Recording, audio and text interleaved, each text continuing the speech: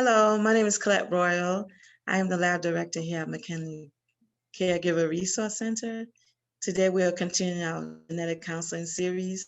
Our guest speaker is JQ. He is a second-year genetic counseling student at Emory University. His role as a genetic counseling student, he works with patients and their family members who have or are at risk of having genetic-related conditions. He also is interested in public health genetics and currently working on a research project related to general public's understanding and opinions on related to genetic publics.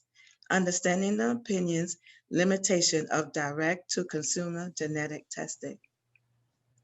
Jay, you may proceed. All right, thank you. Appreciate it. So can I share my screen? Can you give me share screen if that's okay? I sure can. All right, thank you.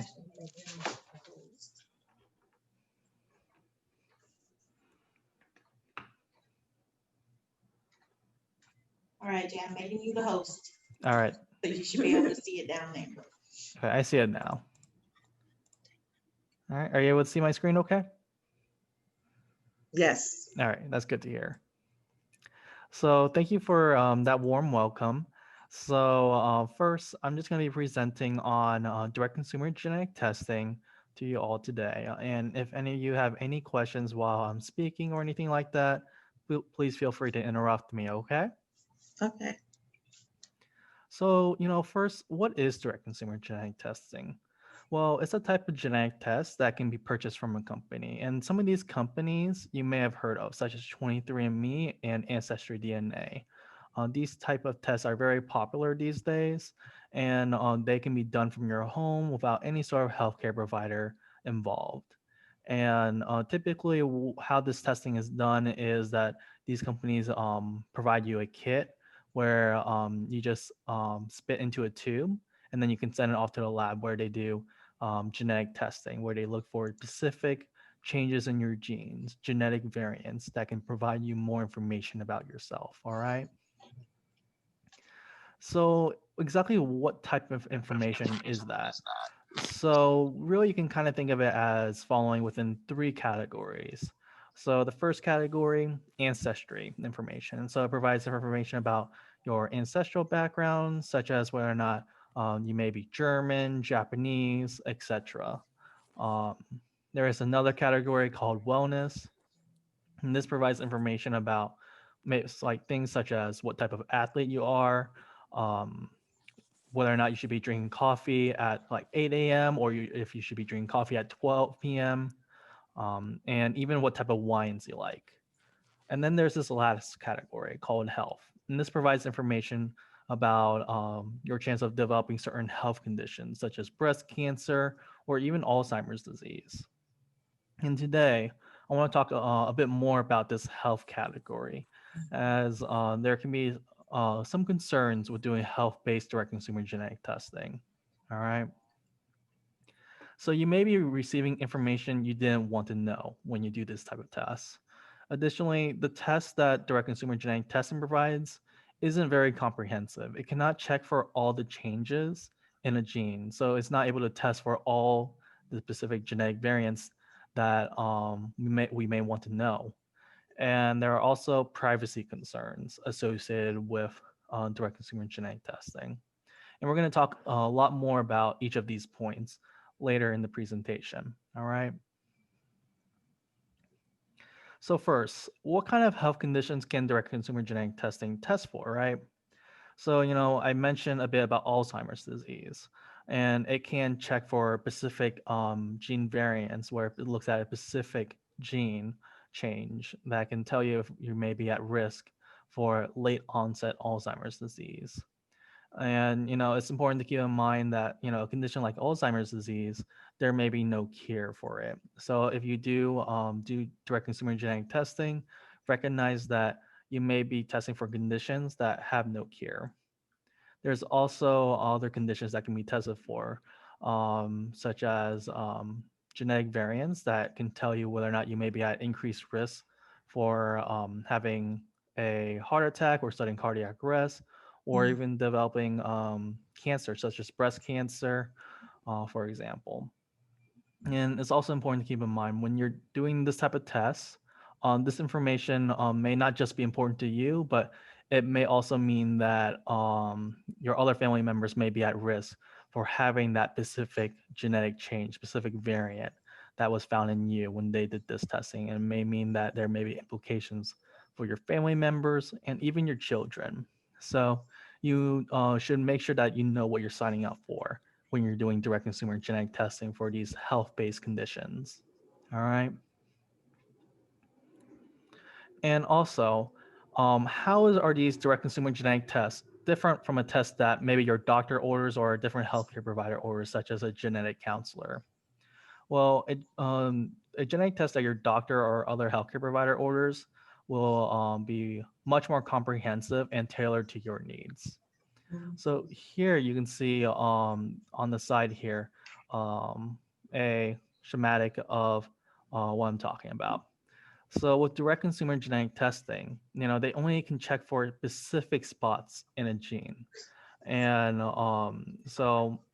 but then when you look at clinical genetic tests, it can actually check the entire gene. And this is very important information to be aware of because that means that when you do direct consumer genetic testing, they're only looking at specific changes. They're not looking at a whole gene and telling you if you may be at risk for developing certain conditions, such as increased risk for breast cancer. In fact, there's a gene called BRCA, the BRCA genes that some of you may be aware of, where if you test positive for a pathogenic change, then you can have an increased risk for developing certain types of cancer, such as breast cancer and ovarian cancer. Now, with these direct consumer genetic tests, they only actually test for three specific changes in those genes. However, we know there are thousands of damaging changes that can cause an increased risk for developing those cancers in the BRCA genes. And that's what a clinical genetic test would be able to do, unlike a direct consumer genetic test.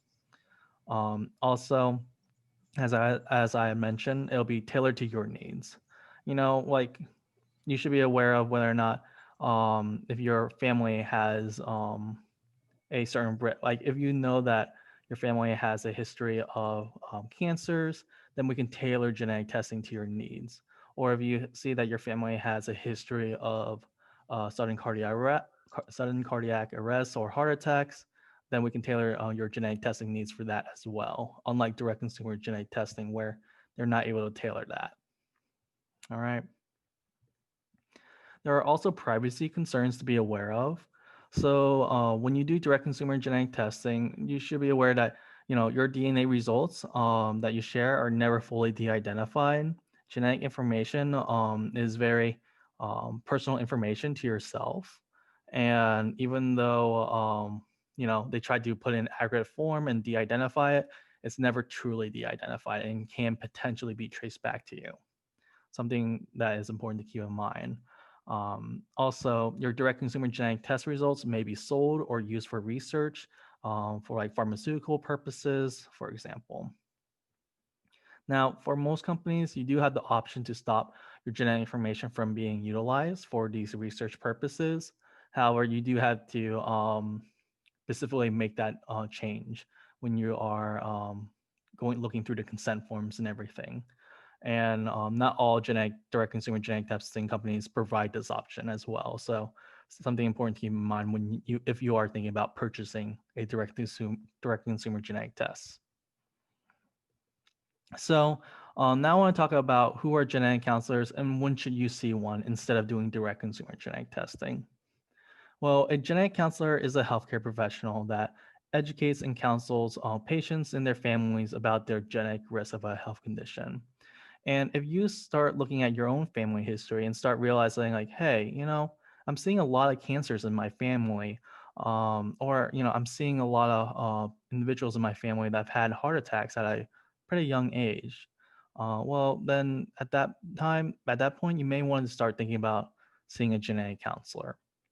They can assist you with ordering a comprehensive test, genetic tests, and explain what those results may mean for yourself and your family. And they may also start thinking about offering genetic counseling and genetic testing to close family members. Okay.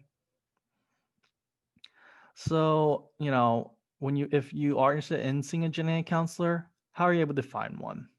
Well, you can talk to your doctor about referring you to a genetic counselor. Just talk to your primary care doctor, and they can help facilitate that if you would be interested in doing that. You can also reach out to a genetic counselor yourself for an in person or telehealth meeting through the website below. As you can see, this link here. And on the side here, you can see an example of what that website looks like.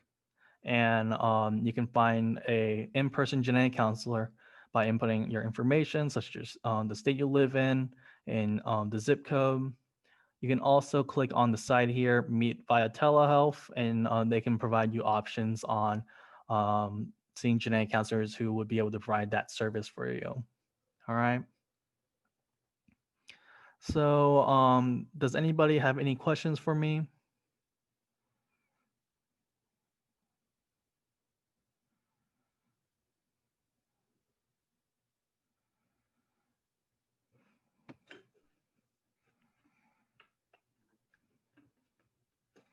That's not Jay. No? Okay. Well, that's all I have for you today. But if anybody has any questions, please feel free to email me. Here, I realized I didn't put my email on the presentation slide, so let me just share that through the chat. Okay. Okay.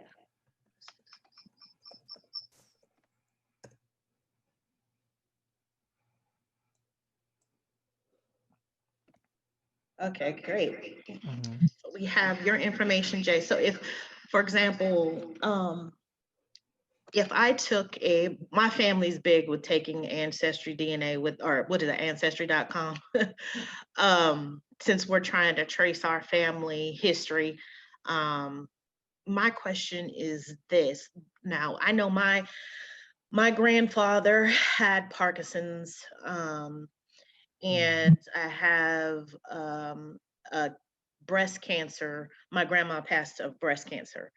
Would I find any of that stuff out through any of these direct consumer, or is this completely separate? You may be able to find something through. You mentioned that you had a family history of breast cancer, correct? Yes. Yes, then you may be able to find something through the direct consumer genetic test result. However, it's important to keep in mind that direct consumer genetic testing is very limited, Mhm. and the specific changes they look for are mostly for individuals who have an Ashkenazi Jewish ancestry. Okay. So it's something important to keep in mind that, if you do genetic testing, do direct consumer genetic testing, you may not find anything. However, a clinical genetic test may find something that a direct consumer genetic testing may not be able to find. So if you do direct consumer genetic testing and it shows that you test negative, Mhm. that doesn't necessarily mean you're clear from having a genetic change in some of those genes. Um, Okay. you would want to start thinking about doing a more comprehensive genetic test that can check for all the changes in the gene. Okay. Are Mhm. two like our ancestry.com and 21andMe, are they the same, or do they do something completely different each one? There are different companies, and so with the direct consumer genetic testing markets, a lot of them focus on ancestry information, which both provide, as Mhm. well as wellness information. 23andMe has been the one that has more health-based information. However, Ancestry is starting to test for more health conditions. It's Okay. just that they do it through a different way than what 23andMe does, since And then uh, basically I would want to do a more comprehensive, if something does come back, you're saying do a more comprehensive after that, just to be sure, correct? well, I would recommend for anybody who does direct consumer genetic testing, if you have a concerning family history where you see like, oh wow, I have like three family members that's had breast cancer. Mhm. One of them had breast cancer at the age of 30. Like that's quite young, and that can be striking Mhm. for something Mhm. genetic going on. And we would recommend, even if the direct consumer genetic test result shows that you test negative, Mhm. we would recommend that you see a genetic counselor if there's a striking family history, just because it's just not that very comprehensive with direct Mhm. consumer genetic test results. And even if you test positive with these direct consumer genetic test results, you really would want to talk to some sort of healthcare provider. Let them know that you test positive for this information, because there is specific medical management that we would provide you if you tested positive for a specific change. And we would want to make sure that you're on a specific plan, on a specific treatment that can help you prevent like any sort of cancers or any other specific health concern we would be concerned about in your family or yourself. Does that make sense? Yeah, that makes perfect sense. Like I Mhm. said, that's the first thing that my family does. Like we're all kind of doing it just to see how we're all connected and Mhm. all of that. And then with them doing this, I was like, okay, we're doing this genetic testing series. Let me see how much of this information we need to continue to dig on. Mhm. Because it's so close. Like I said, my grandfather had Parkinson's and my grandmother had breast disease. That's kind of close. So I want to Yeah. be able to let my family know, hey, if you've done the test already, if something's come up, you might want to start looking deeper into that to see if there is a genetic leak, so we can let everyone know. Exactly. And I mean, with these direct consumer genetic testing stuff, it's a lot of fun. I've done it before, and it's quite fun to see all the different type of information you get out of it, like your ancestral background. They even tell you which parts of your family it came from. Yeah. And also, it's always fun to see what type of athlete you are. Apparently, I'm very good at lifting weights, which I don't lift weights. So it's just interesting information, but it's always important to keep in mind that um you know this information doesn't necessarily mean that you're gonna be, even though it tells me I'm gonna be a great weightlifter, that doesn't necessarily mean I'm gonna be a great weightlifter. There's a lot more other things, a lot more other factors that go into it, such as actually lifting weights. So yeah, it's just So would you stuff to say keep it's in a mind. good not introduction to uh, health factors, but at least a good indicator to some health factors, something to make us aware of?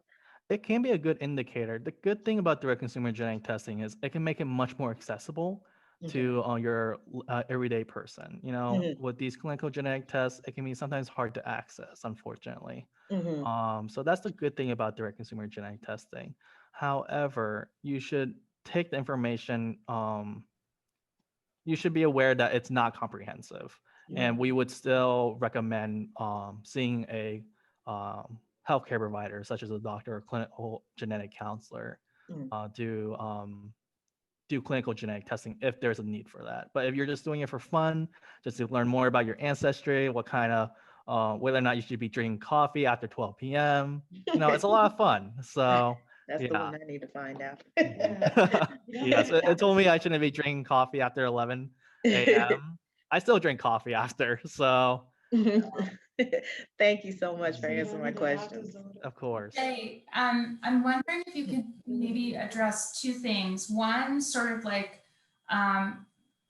unexpected information that people could find out with DTC testing, thinking about that, and then also the difference between the test and the third party interpretation. Oh yes, of course. So for the unexpected information, it's important to keep aware that there are unexpected information that you may receive about your you may realize that you may be adopted, or any like some family surprises, as well as surprising information about some health concerns. And it's always just important to keep in mind that if you do see a surprising information about some health conditions, talk to a healthcare provider about it. And if you see concerning information that about your family, maybe you're not related to your parents, or maybe your child did direct consumer genetic testing and they realize that you may not be the parent. There can be surprises for that, and it's important. There are resources out there for these family surprises for individuals. Just something important to be aware of. And as Lauren was mentioning about these third-party interpretation websites, so with these direct consumer genetic test results, they can provide you their raw DNA, the raw DNA results. And some individuals put this information into a database, a third-party interpretation service, where they can provide information about other health concerns or other information that somebody may be interested in. However, that type of information can have very high false positive rates, meaning that you may test positive for something you don't actually have. So it's important to keep in mind that that type of information, if you're putting it into a third-party interpretation service, should take that kind of information for granted, but you should also talk about your healthcare provider that, hey, you know what, this third-party interpretation service told me that I have X, Y, and Z genetic variant that leads me to have increased risk for developing cancer. Can you provide me a more comprehensive clinical test to test for that and see if I actually have that? And then they can talk more a bit about what that may mean for you and your family. Okay. Is there any other questions anybody may have for me, or any other concerns?